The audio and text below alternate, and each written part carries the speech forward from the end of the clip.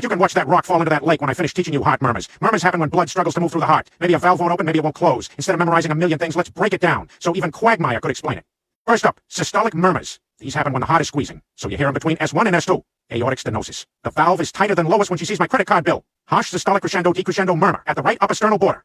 Radiates to the carotids. Next, mitral regurgitation. This valve leaks worse than Joe's wheelchair on a rainy day. Blowing holosystolic murmur, best heard at the apex. Radiates to the axilla. Causes left heart failure, endocarditis, or some doofus who never takes his antibiotics for strep throat. Hypertrophic cardiomyopathy. The left ventricle is too thick, blocking blood flow like Meg blocking the doorway when I try to leave for golf. Harsh systolic murmur that gets louder with Valsalva. Sudden collapse in young athletes? Check for this. Now for the final systolic murmur. We have mitral valve prolapse. The mitral valve loves the attention, so it clicks before it leaks. Mid-systolic click followed by a murmur. If you decrease preload like in Valsalva, the prolapse happens earlier, so the murmur gets louder.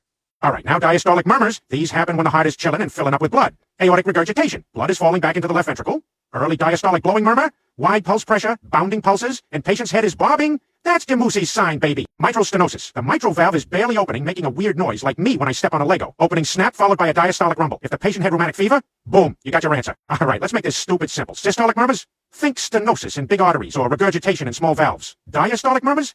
It's the opposite. Now go crush your exams. And don't be like stupid Quagmire and call every murmur innocent. Oh, and I didn't forget, here is the rock video.